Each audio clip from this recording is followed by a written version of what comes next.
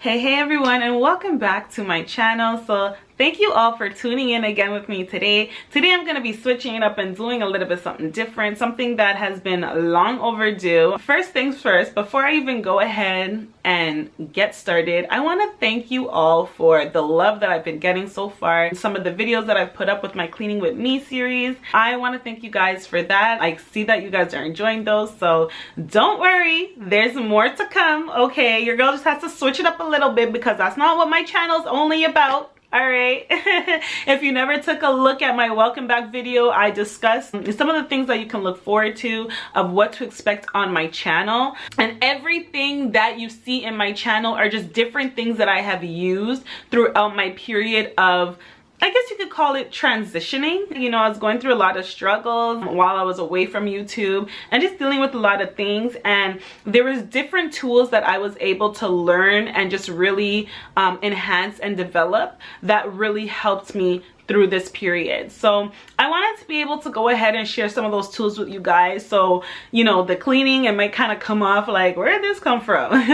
The cleaning series, because cleaning for me is extremely therapeutic. I found that doing things that were therapeutic were beneficial to me. Things like listening to certain music or even just cleaning. I found that keeping a tidy space, it really helped with my headspace, I guess you can say. Just keeping a tidy space really just helped to ensure a space that was filled with positive energy. I felt like when things were just too messy and too cluttered, it just felt like there's too much negative energy, you know? And it was one thing that I really wanted to practice, was just practicing positive energy, practicing more of a positive outlook, practicing things that were inspiring and motivating to me. You know, watching cleaning videos was extremely therapeutic for me, so I decided I'm gonna share some of those tools with you guys as well. Other things that I found were very beneficial was going ahead and learning new things. You know, I challenge myself, and I challenge you guys as well. Learn something new every single day. Challenge yourself. Learn something new. I can't stress this. Whether it's something small, something big, you know, it doesn't matter. Just as long as you're learning something new, it is a great thing to have. I mentioned this in my previous video. Knowledge is wealth. I can't even stress that enough. I cannot stress it. The other day, I learned that cucumber was actually a fruit. Okay, I did not know that. I knew that tomato was a fruit, but I had not realized that cucumber was a fruit. So even something so small like that, that was something new that I learned that day. Challenge yourself, guys. Every single day, learn something new. If you come across something you're not sure, you're not certain, educate yourself more about it. Google it. We're in such an era where there's, you know, the internet is literally at our fingertips. Google it. If you want to learn more about a certain topic, educate yourself. Go out, study it, take a course in it, whatever the case is. Just, I encourage you guys to do that. That was another thing that I really found to be beneficial to, I guess you could call it a little bit of my growth. Because while you are transitioning, you are growing, you know? And oftentimes while we're going through periods of transition, it could kind of come off like storms, you know, because sometimes that period of transition is not comfortable. You know, you have to get uncomfortable in a space to really see like, this is not for me. I gotta grow out of this, you know. I gotta grow on and move on to bigger and better, you know. Grow on. Yeah, grow on. I like that. Hashtag changing your perspective. Hashtag grow on. But yeah, I found that, you know, these were all essential tools to help me really grow and truly evolve as an individual. This is gonna kind of come off like it's a little all over the place, this conversation, but I got a whole bunch of laundry that I gotta fold, so I'm gonna go ahead, tackle that, and just get right into this talk that I really wanted to have with you guys. You know what?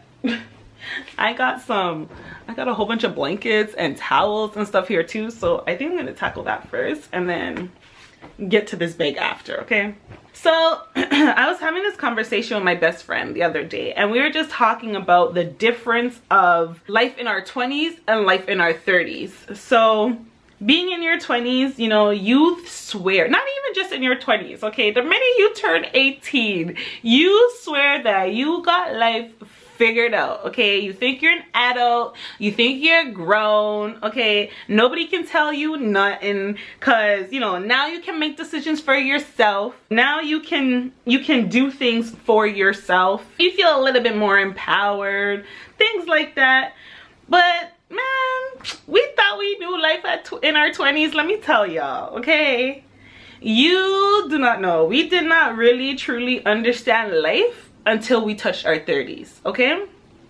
And here's why. I feel like when you're in your 20s, you're kind of in that balance of, you know, you're kind of trying to figure out that balance of living your very best life while also still understanding that these decisions will very much affect you for the rest of your life. At least for me specifically, when I was in my 20s, your priorities are all about, you know, your friends and having fun and living your best life. Your priorities are about trying to make everybody happy. Certain relationships are super important, and like when you're in your 20s, you make foolish decisions where you're willing to go spend a whole stack just because it's the latest and greatest or it's what's in. Those are all things that are priorities to you.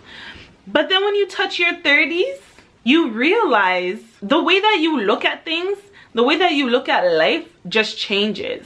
And that's usually because by the time you're in your 30s, at this point, for most, not for everyone, but for most, you know, you're starting your family. By this point, you would have lost a loved one. You've experienced heartbreak. You may not even be working in the same field which you studied in. There's so much things that are happening. You know, you might be moving. You're trying to settle down. Your priorities just completely change. Things that used to excite you in your 20s no longer excites you anymore. So like maybe a party coming up, things like you used to be excited. Like I remember back in my days, okay, I could tell you any party that was going on, okay? I could tell you which club played which music, which party was going down, which weekend, okay? I had things lined up. I had my outfits picked out well in advance, hair figured out, all of that fun jazz. Yo, by the time I touched my 30s, party where? Party who? I could not even tell you like what club is what club no more, okay? All of that, like that stuff doesn't even excite you no more, you know what I'm saying? And even for me and my friend, we were talking about the fact how times have changed so much that even just going to a party, it's not the same. It's not like back in the days, you know, like now you go to parties and you have to really be concerned and worried about, are you gonna make it back home safely? Because you have these people running in there and just doing sheer foolishness. Like people, it's not like back in the days where people, you know, would fight with hand and fist. Like now they're going to the extreme and they don't care who's around. And for me, now being a mom, my priority shifted. Now, is this party really worth me possibly never coming back home to see my children? That's how I look at things now, you know what I'm saying? And not only that, you stand more in your truth. When I was in my 20s, man, I was so concerned about hurting people's feelings or, you know, just wanting to make everybody happy that I wouldn't necessarily stand in my truth. And I discovered that now at this age or at this stage in my life, I stand more in my truth. I don't back down. I stand in it with conviction and with love as much as I can. Not always. I'm still working on that, okay? But I do very much stand in it with conviction. And I also realize, man, you're lucky if you're even able to maintain a really good relationship with some of your friends. Like some of my friends, they're my closest, most dearest friends, but I talk to them once every 2 weeks if I'm lucky, or once a month. But that's just how it is now. Whereas in your 20s, it's a must. Like if you don't talk to your friend every single day, they think that something's wrong, you know? But when you get to a certain stage in your life, you realize and you understand that now all that stuff is not priorities. Your family comes first. And that's kind of what you just really ensure that you spend most of your focus on. So things that will be towards the betterment of your family or towards the betterment of yourself, which essentially is the betterment of your family. Because if you're not good, how could you expect your kids to be good or your partner to be good? You know what I'm saying? I know it kind of sounds like all over the place, but it just really encouraged me to really, you know, it just really inspired me, I guess you should say, to want to just kind of talk about the whole need of changing your perspective. So you guys might see like that's kind of like my tagline, is changing your perspective. And why I decided to go with that is because I feel like once you get to a certain point in your life, once you get to a certain stage in your life, and yes, I'm comparing your 20s and your 30s, but the reality is sometimes this type of transitioning, I want to call it transitioning because it is something that you have to transition into. This type of transitioning, it does not always happen for everybody at the same time. Not everybody will suddenly start to look at things differently the minute they have kids, or will they start to look at life differently the minute they lose a loved one. Some people, it happens for them at different points of their life. It can happen when they're 40, 50, 60, or it could even happen when they're much younger. But it's just a period of transitioning where you just, your perspective on life just changes completely. And for me, I noticed that when I had my children, it just really encouraged me to really want to be my very best self. And I knew that in order to be my best self, I was going to have to put in a lot of hard work. And when I say hard work, I don't mean like physical labor. I mean like a lot of hard work in the sense of it required me to do a lot of spiritual healing, a lot of emotional healing.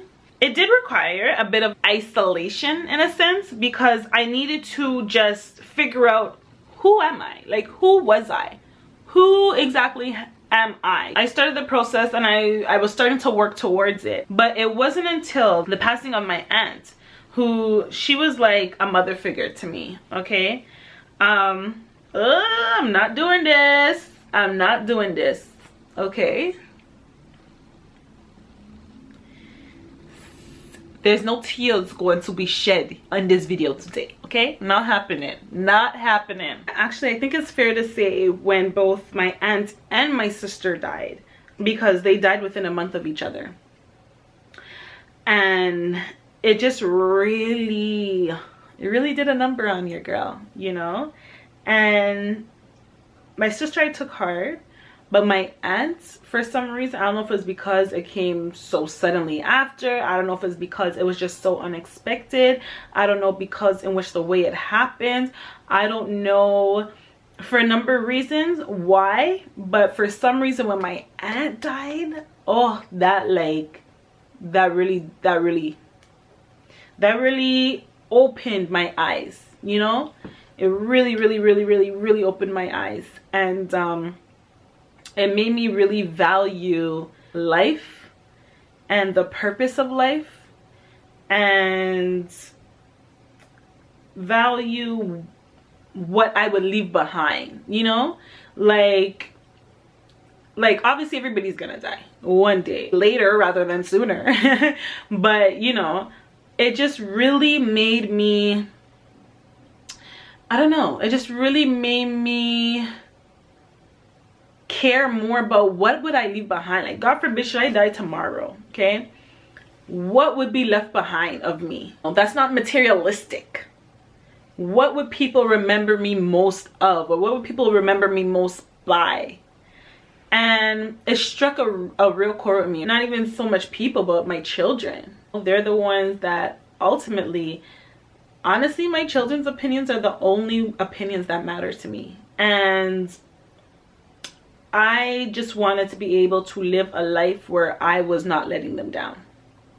And in order to do that, it required me to really do that work, and it required me to really heal so that I was able to be my very best self. Growing up, I mentioned this, I was raised in the church, so our parents really instilled in us a lot of things like, oh, you know, trust that everything in life happens for a reason, and, you know, be kind to people, and especially like people who, you know, who seem like mean and miserable, they're the ones who need love the most. And you know, they would always tell us these kind of things, right? And when you're younger, obviously you're just like, yeah, like, yeah, I know, kind of thing. But like, you don't really truly know and grasp the full content of it until you get to a mental capacity where you can truly understand like what that means. So for example, for me, I was able to truly learn that everything really does happen for a reason.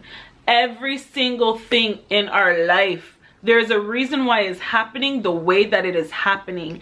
And whether it be something good, whether it be something bad, it's all supposed to happen, because ultimately this step right here, or this stage right here, or this phase right here has to happen in order for that next part of your life to take place. Ultimately, it's all part of God's divine plan for you. We don't always understand it in the moment.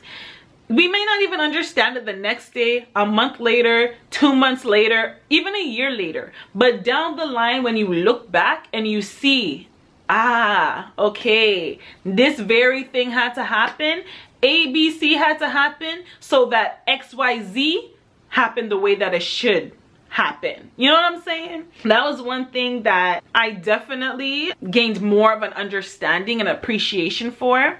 And now when anything happens in my life, even if it's something bad, honestly, anything that happens now in my life, I understand, and I tell myself, Lord, it has to happen like this. You know, you won't understand why, but the reason will soon be revealed. That helped me to not, I guess, react to certain things going wrong in life.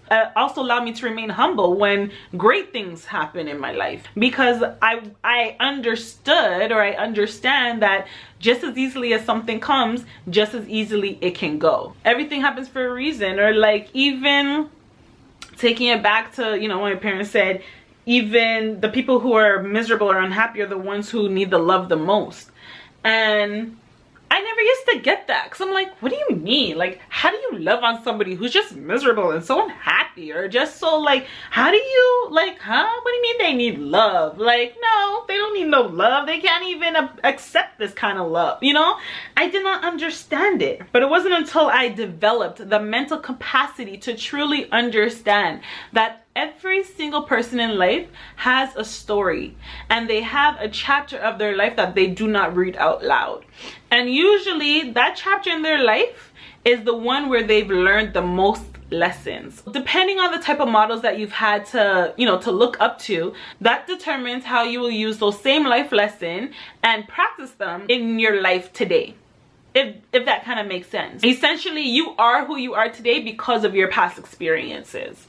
What I'm gonna talk about is gonna get a little deep. It's gonna get a little deep and it might not make too much sense to those who have not yet begun that journey. And that's fair, you know, that's fair. Eventually you'll get there and you'll understand it. When you try to understand why a person is the way they are, why is this person always so happy? Why does this person always look so sad? Why is this person always so angry? Why is this person always so aggressive? Why is this person always so passive? Why is this person, you know, like, you just have so much questions about why is this person the way they are. I guarantee you, if you sit down and you listen to some of their experiences in their life, a lot of it from childhood, you will understand. And you have to be willing to listen with an open mind and with an open heart, okay?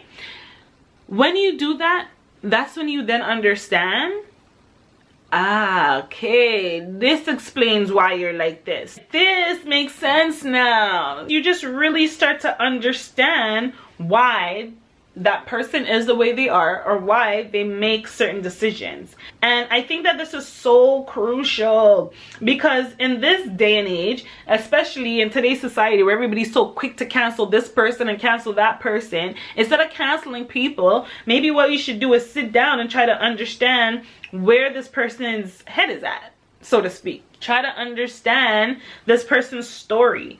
It's like I told you, what was that quote? There's this quote that says, I tell you about my past experiences not to feel like a victim, but so you can understand the way that I need to be loved.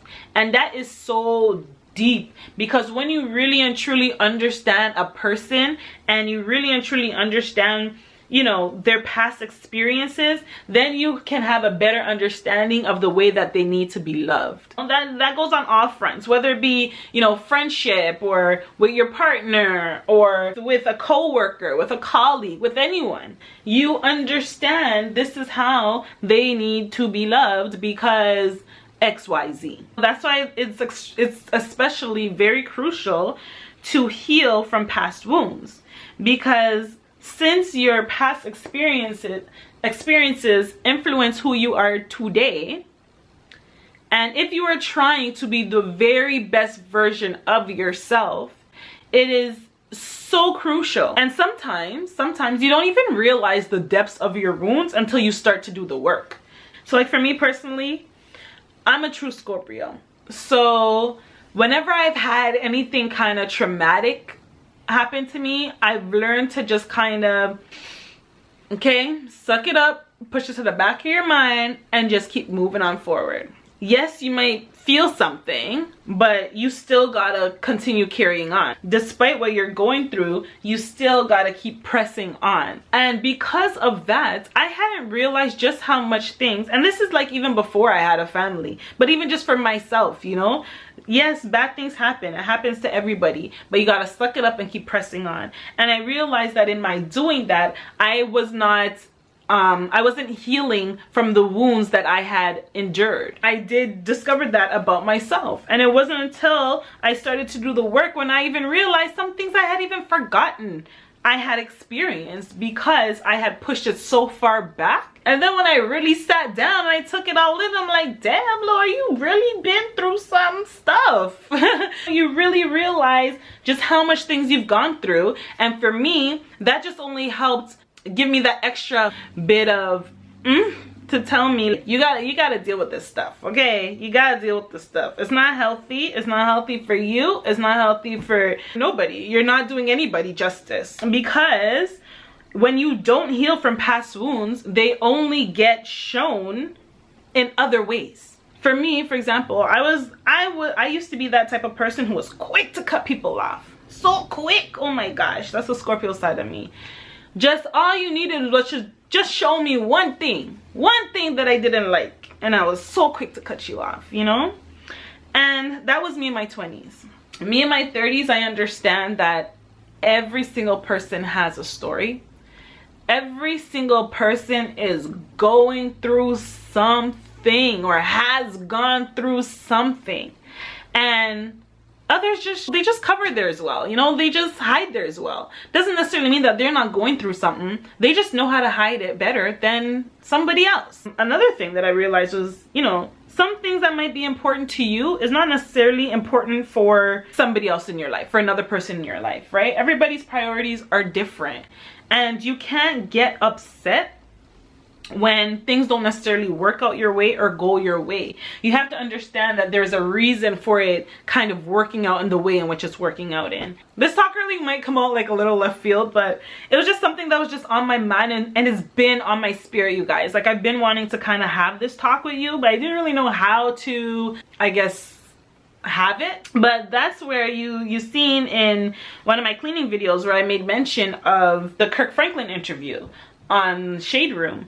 And in that interview, and also another interview which was really, oh, it was so good. I wish I remembered who the lady was, but it was an interview with Charlemagne's, I believe it was with his therapist.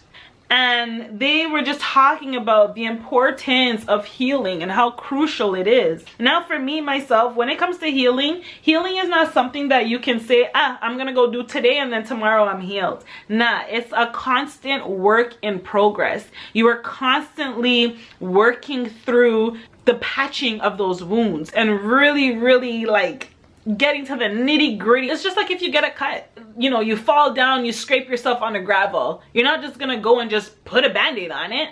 You know, you're gonna clean it out, get some hydrogen peroxide, some rubbing alcohol, do what you gotta do, clean it out, maybe apply a little bit of polysporin, who knows, but you know. And as much as you hate to go and get that alcohol or the hydrogen peroxide, because you know that thing is gonna sting, it's really gonna burn, you know, you're gonna feel it.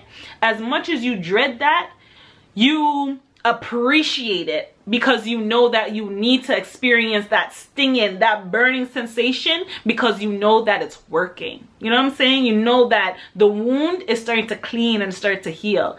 That's like the process of healing. You have to go and just really dig down into the nitty-gritty and understand, why am I the way that I am? Who am I and why am I like this? What are the things that have contributed to my being who I am today?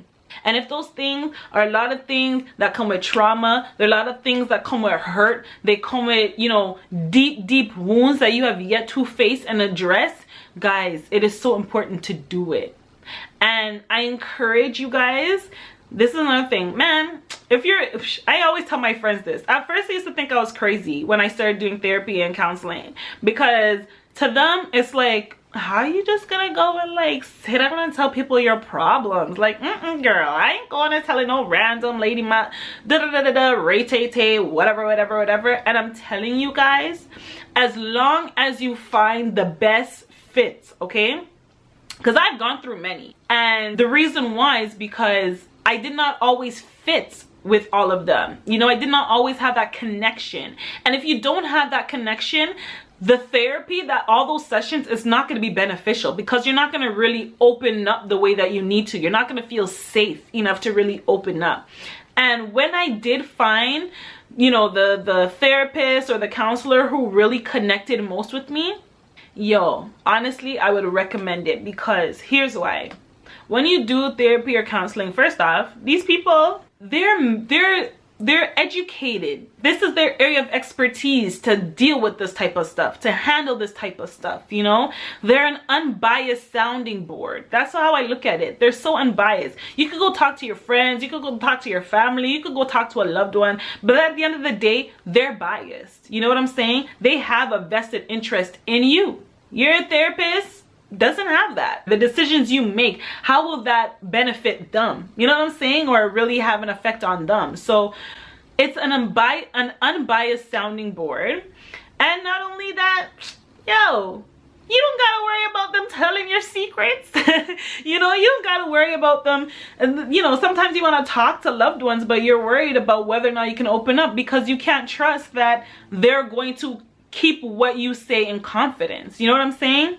When is a therapist legally, they're obligated to keep their mouth shut, okay? So you can really open up and be completely open and honest about what it is that you're feeling, what it is that you're going through, what it is that you've experienced, and they help provide you with some of the tools to really be able to heal and overcome from those wounds. Pretty much in your 30s, you really understand the importance of healing and breaking cycles. So this is another super important thing, guys, when it comes to breaking cycles. So, and it goes back to, you know, childhood traumas or past traumas or things that you've seen or things that you've witnessed, and, you know, the models that you've had. You ever come across, you know, a person and this thing happened to them, and the same thing happened to their mama, and the same thing happened to their grandma, and the same thing happened to their auntie,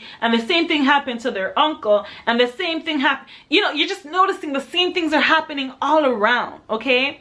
So part of breaking cycles, essentially, and again, this might be a little bit too deep for some people, but if you're on that journey, you understand this knowledge of generational curses and being the one to break that curse, break the cycle. Just because you've seen it happen in your family all your life doesn't necessarily mean that you yourself have to partake in such experiences. It doesn't mean that that's what your life now has to be destined to be. Don't let the generational curses or the cycles within your generations determine your destiny. You know what I'm saying? Be the one to break it. If you find that in your family, hey, you know, nobody ever went to school, nobody graduated, or whatever the case is, you be the one to say, well, you know what, I'm gonna go out and graduate. I'll be the first to do it. You want to be a basketball star.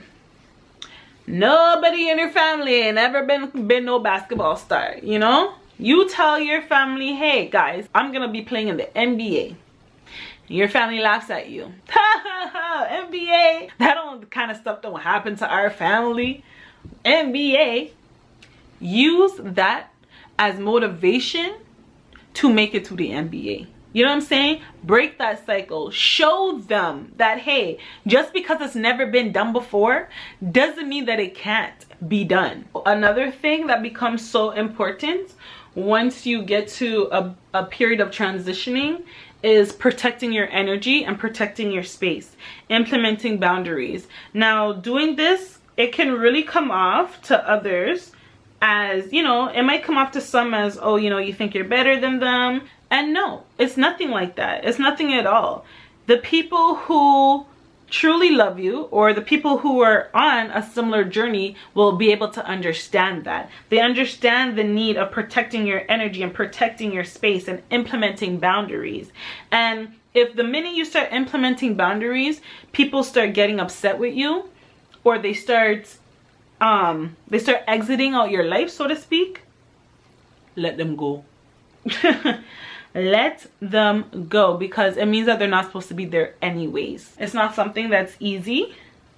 It becomes easier with more practice, for sure. When it's something new to you, you feel bad, and you shouldn't. It really breaks my heart when I see a loved one who has not yet begun the work. I know that time will come. I truly believe it happens for everybody. Like I said, some sooner than later, some later than sooner. It's not something that is done overnight. It's something that requires constant working on. I've been going through the stages of healing. I've really been healing, and I have been going through that for years now. In more recent year, like I said, with the passing of my aunt, it just really heightened for me. It just became that much more important for me to really heal from all of my past wounds. And it became important for me to try to encourage the people around me to heal from their wounds as well. Because now that I guess you can say, I'm quote unquote woke, so to speak. Now that I'm more aware of these things, when I see it in other people, it makes me want to say, hey, like, I wish you could do that healing work, because you do not know how much greater of a space you would be in mentally, physically, emotionally, if you just only started to do that work and really understand who it is that you are as an individual, and really understand why it is that you make certain decisions, and really understand why it is that you are who you are and why you are here in whatever your situation is today. You can really tell when a person has started to do the work, because there's just a difference in their overall aura. You know, you just get around them and it's like a positive energy, just like, you know, it just like beams off of them. You just feel like their energy is just so different. You have to be so conscious of aware of your energy, where you direct it, what you let into it, and who you share it with.